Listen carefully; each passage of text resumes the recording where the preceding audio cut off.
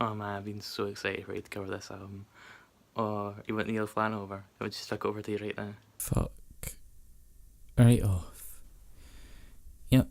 It's gonna be one of those videos.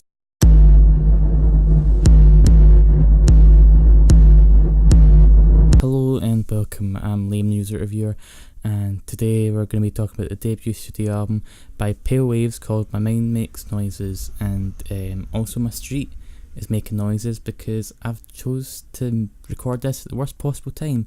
So thanks for that, cars. Now for anyone that's needing an update or just anyone that's not in the know, Pale Waves are next in line for the indie throne over here, a position which has longevity of a pint of milk. So you have your NMEs, your DIY mags and whatnot, really peddling them as if we're like in some shortage of like talented young bands that they could be pushing instead of them. Granted, the visual style of a neon focus aesthetic, a front man, a woman that kind of looks like the offshoot of Robert Smith, and a really synth pop fueled sound, and yeah, you're thinking of 1975, aren't you? Yeah, you were. And I'm not even going to entertain the idea that I'm one of the first people to make that comparison, because it's pretty much a meme on Twitter at this point. It's got to the point where Dirty Hit, which is the label that both Pale Waves and 1975 are on, are both touring with each other now. I just feel like Pale Waves in general are kind of like riding the coattails. While they have said in interviews and whatnot that they're influenced by bands like the Cranberries, I really don't feel that at all.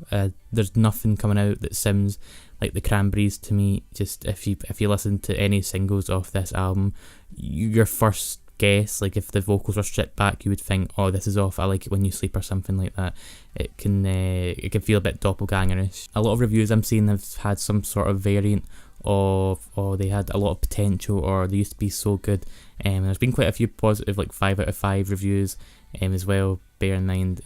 But really, I've never been part of that camp. And again, there's a variety of acts that I like. The general consensus isn't all that positive about, so I'm not against being against what's popular or not. I don't care. It's just if I like it, I like it.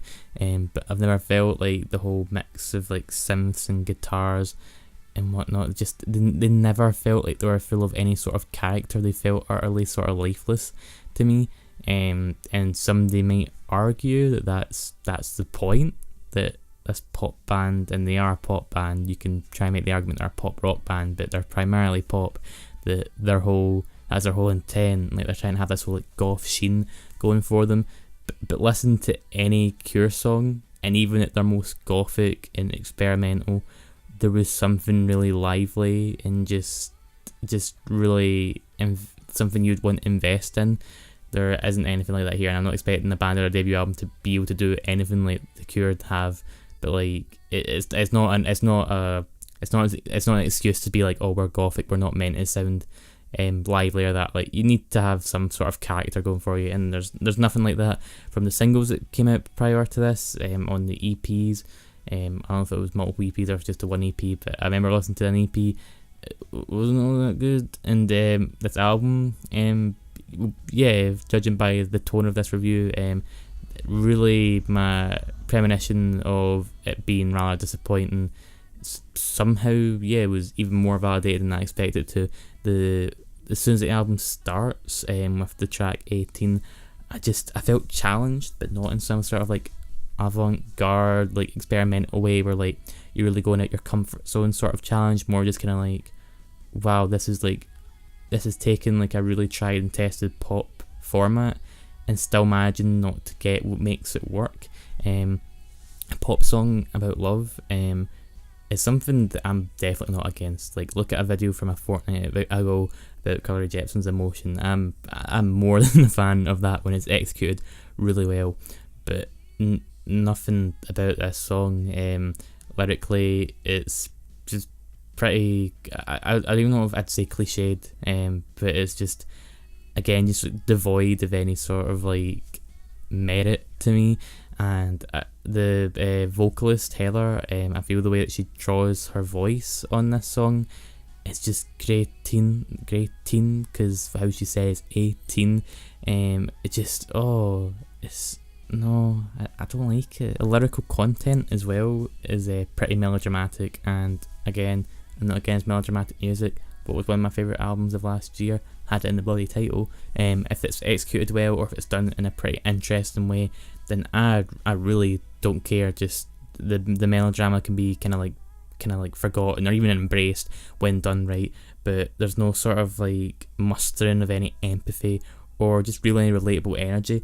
It feels like, regardless of the fact that this song and even other songs are probably inspired by real events, I'm not gonna like doubt the factualness or like anything like that, but it's just kind of like everything about it just sort of feels a bit sort of just the energy that's given to it, it's kind of similar. I don't really feel like there's been much of a change in delivery or that, which in turn makes things feel really inauthentic. Like there's some very personal things that are said on this, which again I won't doubt, and actually they're probably like some of the best moments, especially when it comes to like body image and that. Like I can see that I can see that being something that was tough to kind of say. It's mentioned like once or twice, so I don't feel like it's like a major theme on the album, but like there's like brief moments like that where like Heather like does sort of like hit her stride of like talking about stuff that's quite important, and in a way that doesn't feel like it's kind of like just kind of copy and paste on what people are saying, but for the most part everything that she says and what the band has to say just feels borrowed, inauthentic, and just rather regressive to me.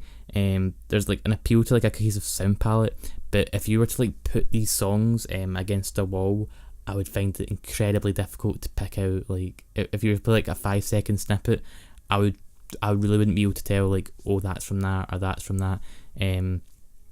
Really, they're far too similar, and it just kind of becomes this like big murky like gloop of just synth pop that just there's a lot of synth pop acts out there, like past and present, who they don't fall into that trap. So again, it's not like a pitfall of this genre. It's just something that they've just managed to really muck up this time, and well, every other time. There's a Honey reeks of that B-Town sound, but really there's never any sort of like delivery, like that kind of like really dreamy, croony way, you know. If you've ever heard anything by like Swim Deep or Peace back during like, well, Swim Deep's first album and the first Peace album as well, but even those two bands have decided to go down different routes because they themselves know it was pretty dated. It was so reliant on nostalgia that they kind of realised, right, we should probably try and do something a bit of our own, really. But Pale Waves haven't managed that, and really, like, they could have maybe add something, but like it's just kind of like, it's a glitzy synths and whatnot.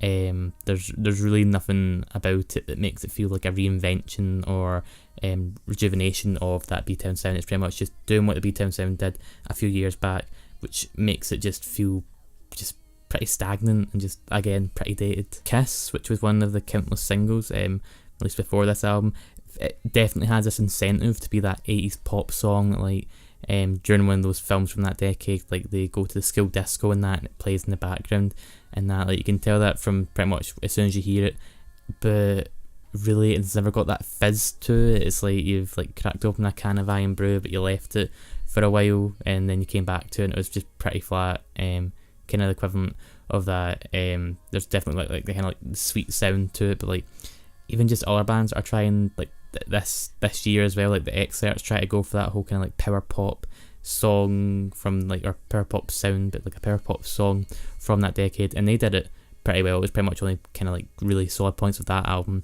so it's not like it's impossible to replicate that sound without it feeling like nostalgia bait. Like you can do it, like you definitely are paying tribute to that decade of music, but really they just, again, there's really lacking that sort of like punch that they desperately need. Branching off here, She seems to be the band's attempt at somebody else. Like if you heard that song, it's pretty much just about like missing somebody, worried about them being with like somebody else, but like it just, this one, bar the second verse where like, again, that stuff I said about the like body image and all that, like kind of like the self-doubt, which is only brought up for like 2 lines. I feel like that would have been a much more interesting sort of like kind of like lyrical core of this song if you were really to like focus more on how the, like the self-deprecation and all that, which isn't just like I feel really bad, like you start to like doubt your self-worth in that. But yeah, there's no sort of like thing. It's just kind of like the band just seems to be more kind of like worried about, oh, they're with somebody else, whereas with the Somebody Else song by 1975 it was more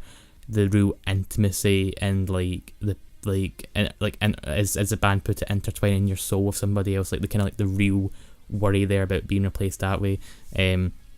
But no, there's none of that. There's just a real void of poignancy, which I feel would have been there if they'd stuck with raw vocals during the whole thing. But they don't. They end up using this vocoder effect just before and during the instrumental break, which just sounds so cheesy and just sounds so tacked on. I'm just they were so close to making a song that I could have been like, it's alright, but like, and arguably you could say it is, but no, I don't see it.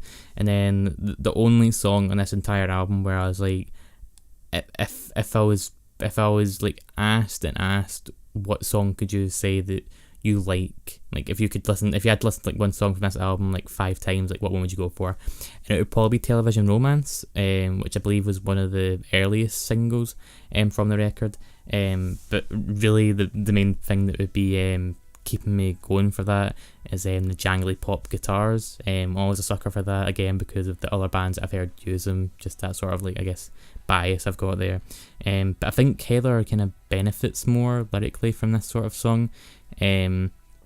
Not that she's just kind of like the whole kind of metaphorical way of things, like it's definitely not like something brand new or fresh with that, which is why I don't say that I like it, but it's definitely the best song on here. The chorus is pretty catchy as well, I guess. Again, I don't know if just because it's catchy doesn't mean it's good, but like it's definitely got like a hook to it.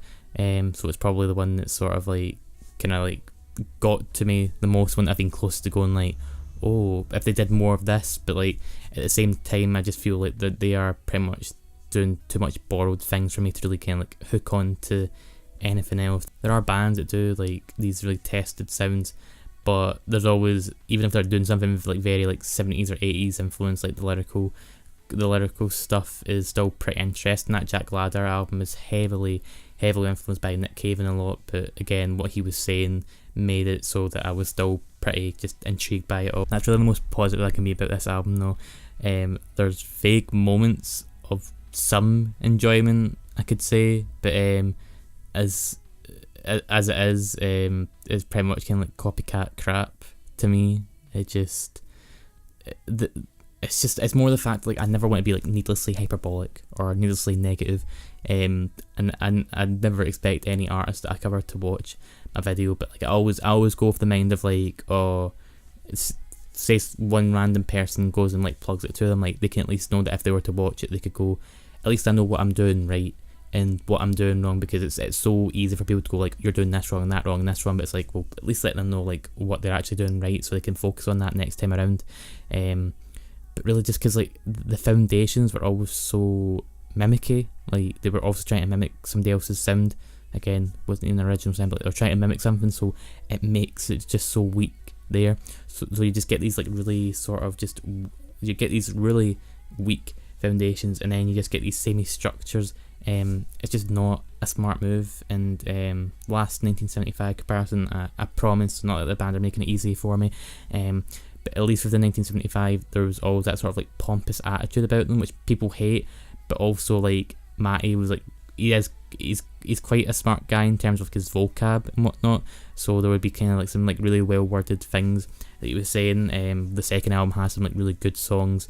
I feel like they've just kind of got like a better focus, which I don't know, maybe like Pale Waves are looking at them in the wrong way, like they're not like taking what they think they should be taken from when they really shouldn't be taken at all. In 1975 I don't even think want to be 1975 at this point. I wouldn't want to be anyway, because the latest batch of fresh material has been not all that good either. I've seen publications say this is bringing back guitar music, which is dumb for 2 reasons. One, open your ears, it's always been about, and two, it's not, even if that was the case, it's not really bringing it back if you're not doing something inventive with it.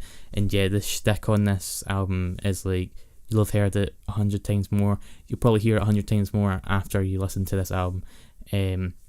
But it's just what annoys me more is just with this general state of like music journalism is just like how they're really peddling Pale Waves, and they're basically just saying like everything they're doing is great. Like it's just they're not giving them the criticism that they need. And I would hate to be one of these people who's like, oh, Pale Waves could never make a good album or a good song or that. I hated Post Malone prior to 2018. I just did not like anything he made before 2018. And he's made one of my favourite songs of this year, Candy Paint. Like, I just find that a really sweet song with some really funny lines. So it's not like, I really think that most artists have a chance of like just like flipping 180 style and making me kind of like a fan, at least of a song or something. But I feel like if you're not gonna like kind of like call out people for like when they're not doing something, like if you're not gonna be authentic to them, you're just being like super disingenuous, and it just kind of like keeps them kind of like just doing what they're doing. So yeah, just be a bit more honest, guys, as in just the general UK music reviewing scene, publication wise. But yeah, if it wasn't already clear, I'm not a fan of this album. But yeah, I can't lie, there's not really any song that I like. There's songs that come close to being just okay, but even then just being close to okay isn't a good thing.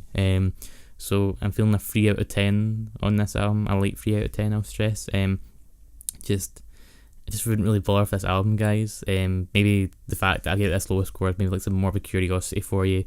But honestly, if you're not even a fan of the bands that they're kind of like trying to like be influenced by on here, I just wouldn't bother with it at all, because you just not be having a fun time. Hopefully Pale Waves kind of sort out their act. They stop being like a pale imitator of their competition. Just yeah, this is a shame. They're like being like harsh like on a new act, but like you make music and it's just open to the criticism, and I want people to make better music. I'm not doing this just because I'm some like lonely white guy that's in dire need of attention. That's only like 66%, right? But yeah, as always, guys, thank you for watching. If you've listened to this album, let me know what your favourite songs are, your worst songs. Give me a rating down in the comments below, because I'm always interested in hearing about that stuff. And yeah, just as always, guys, stay safe and stay hydrated.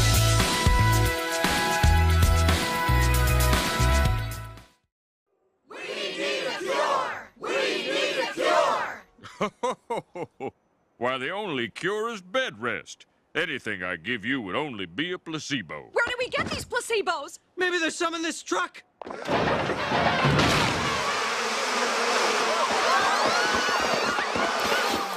I'm cured. I mean, ouch.